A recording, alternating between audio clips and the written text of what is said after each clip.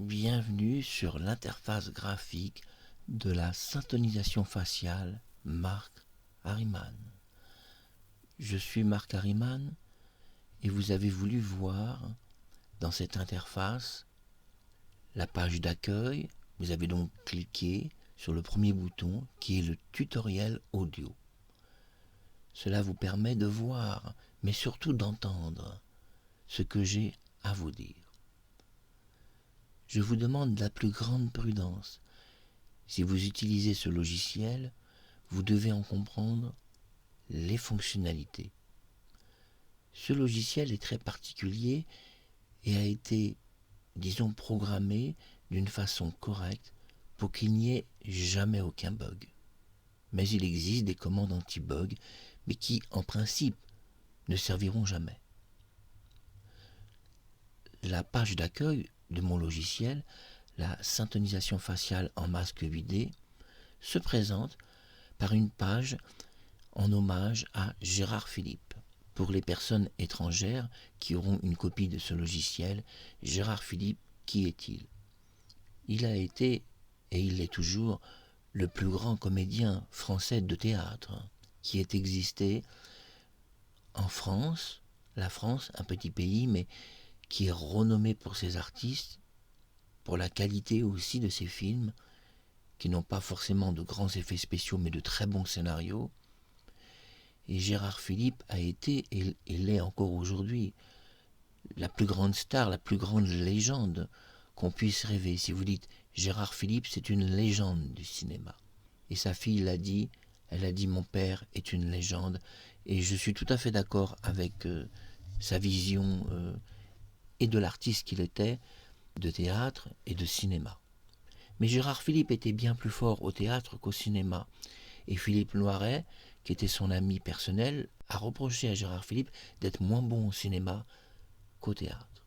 Cela est dû qu'au cinéma, les scènes sont coupées, les dialogues sont écourtés, que les gens n'ont pas le temps d'exprimer leur charisme, alors qu'au théâtre, pendant 1h30 ou 2 heures, vous parlez beaucoup. Vous pouvez aussi parfois vous permettre de changer un peu les dialogues. C'est la beauté du direct. Et les plus grands acteurs de théâtre faisaient de l'improvisation théâtrale. Donc, cette première page d'accueil, c'est Gérard Philippe. Mais si vous constatez bien, dans cette première page d'accueil, vous voyez un masque en 3D, 8K de technologie de Gérard Philippe.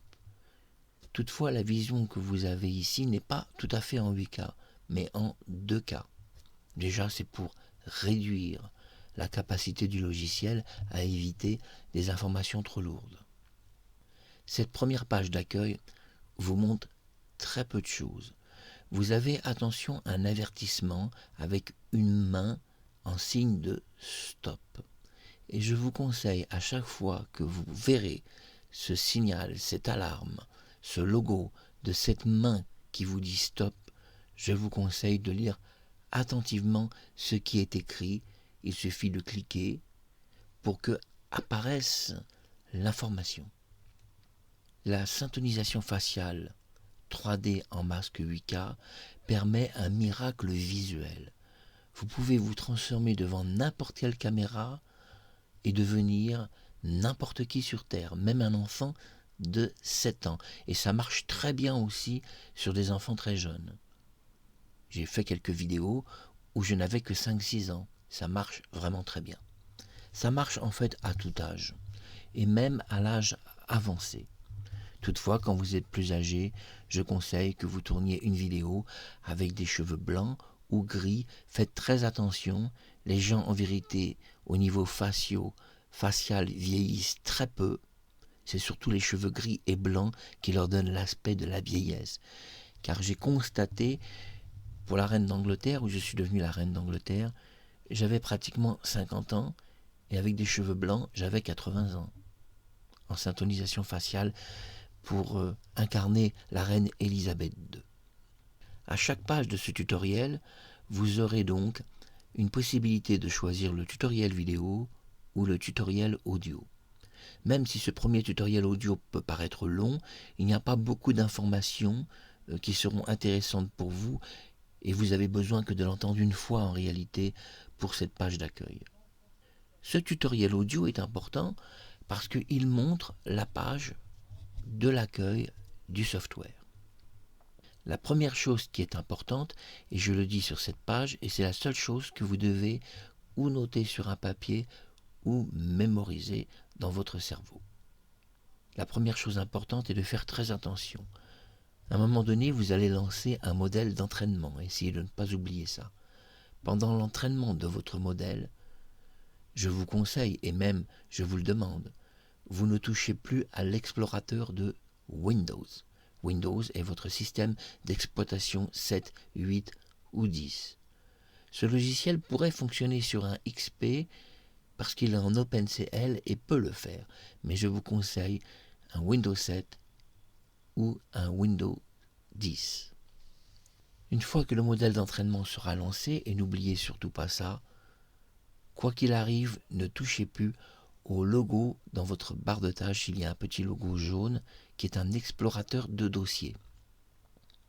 Windows vous demande souvent de cliquer sur cet explorateur pour ouvrir votre PC, c'est-à-dire ouvrir toutes les pages. Vidéo, musique, documents, objets 3D ou autres. Malheureusement, cet explorateur Windows possède certains points faibles, je vous en parle rapidement. Tout d'abord, mon logiciel, la synthonisation faciale 3D, utilise un explorateur un petit peu particulier qui est différent de Windows, mais qui appartient malgré tout aux composants Windows. Comme il y a un explorateur privé, c'est-à-dire en dehors, Windows va avoir des bugs en mélangeant son explorateur et le vôtre.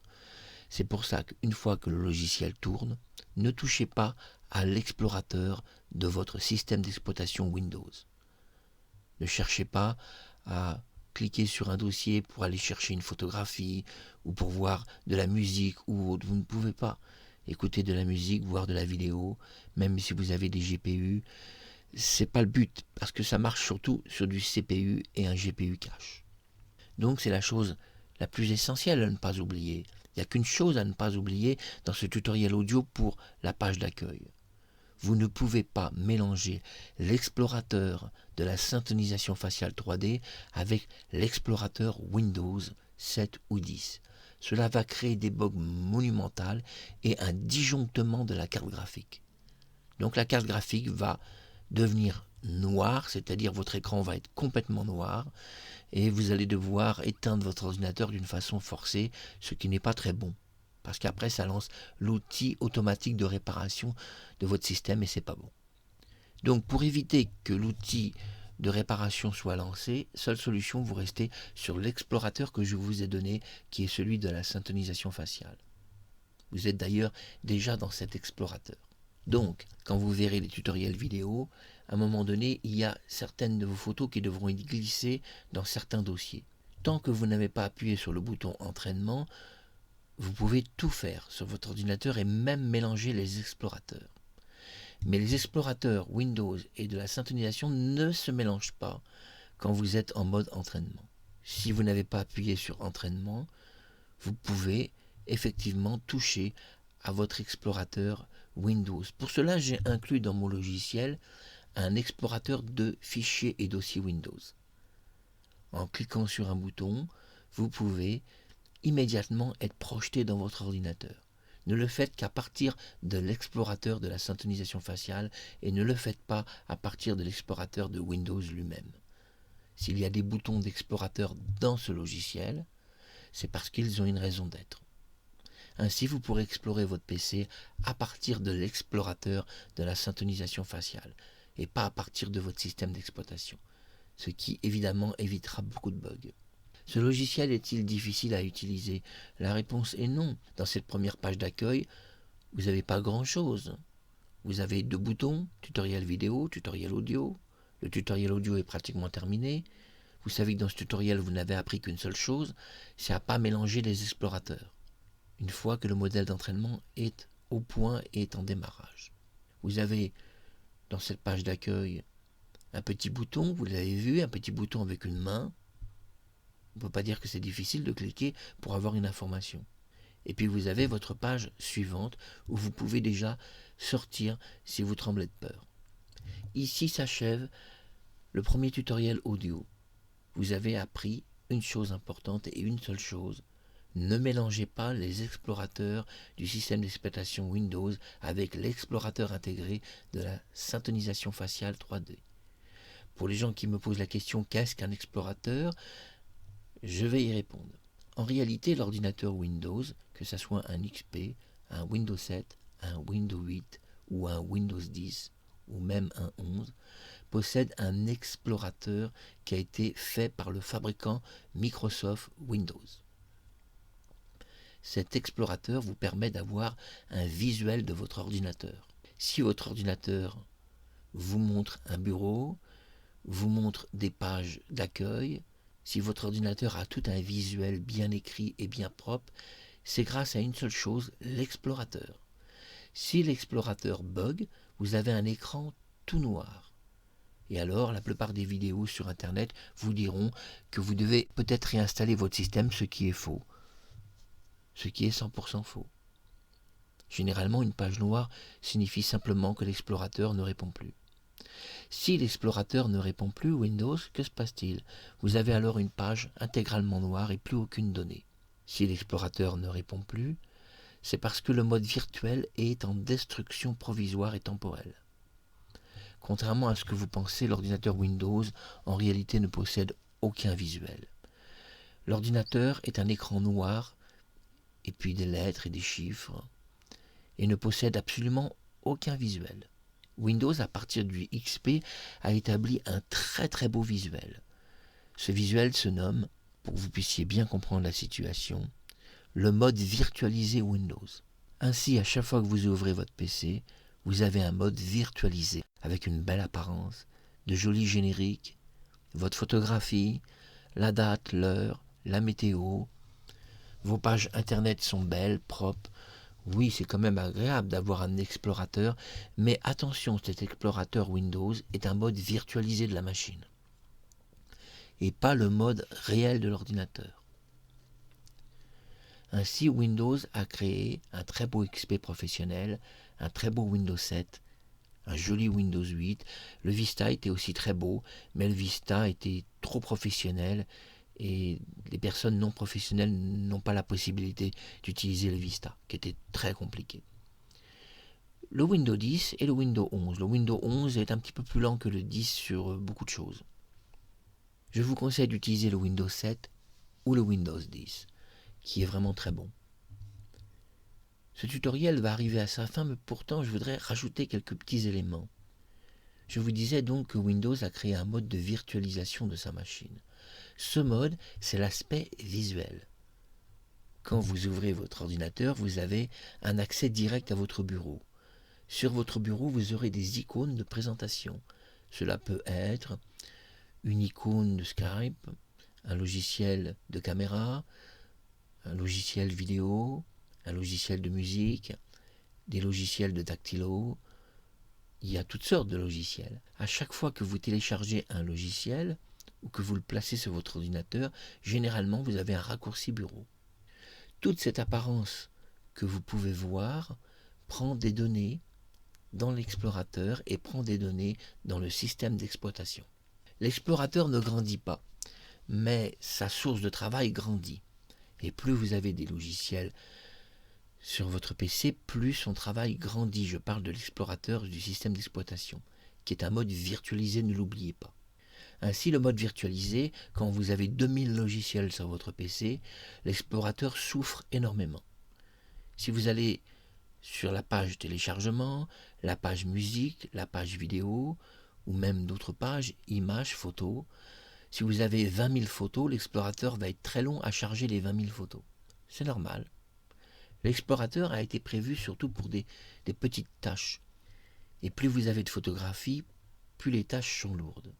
Le savez-vous que dans la syntonisation faciale, il y a 20 000 photographies cachées? Ce ne sont pas des réelles photographies. Ce sont des alignements par images 3D et pointages faciaux. Ainsi, ces photographies sont alignées à partir d'un mode de pointage facial. Mais malgré tout, ces 20 000 photographies seront chargées instantanément. Et pour cela, j'utilise mon explorateur de fichiers, et pas celui de Windows, qui ne pourrait pas charger 20 000 photos sans prendre 10 minutes. Donc, pour résumer ce que vous avez appris dans cette vidéo, première chose, ne pas mélanger les explorateurs. Pour que cela n'arrive pas, c'est très simple. Vous n'utilisez pas le petit logo de votre bureau, ce petit logo d'exploration de fichiers. Vous ne l'utilisez pas. Vous avez déjà votre explorateur qui est le mien et qui est beaucoup plus sûr, croyez-moi. Et puis vous avez appris que votre ordinateur, et c'est important, possède un système complètement virtualisé. Alors vous me direz, en réalité, un Windows 11 ou un Windows 10 a quelle apparence réelle? En réalité, l'apparence réelle, c'est qu'il n'a aucun visuel qui est esthétique ou beau. Et en réalité, si votre bureau devait s'ouvrir avec le véritable système Windows, eh bien votre bureau serait affreusement moche. Vous auriez des lignes de commande en CMD à entrer toutes les secondes et ça serait une souffrance perpétuelle. Mon logiciel est conçu en point BAT.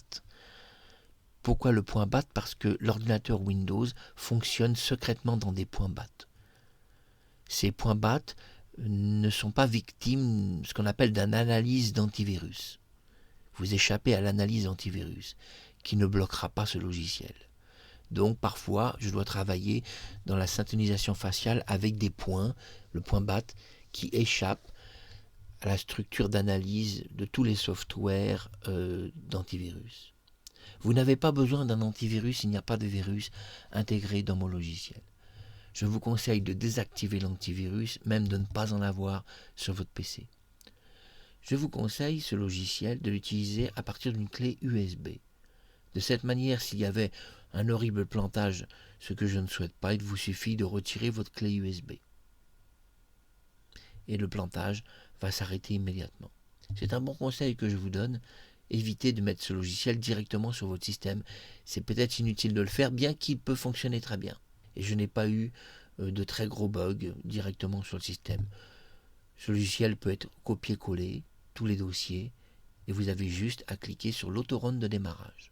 Cela peut vous paraître un peu compliqué quand je vous parle de mon logiciel, mais les tutoriels vidéo viendront en complément vous montrer tout ça d'une façon très simple.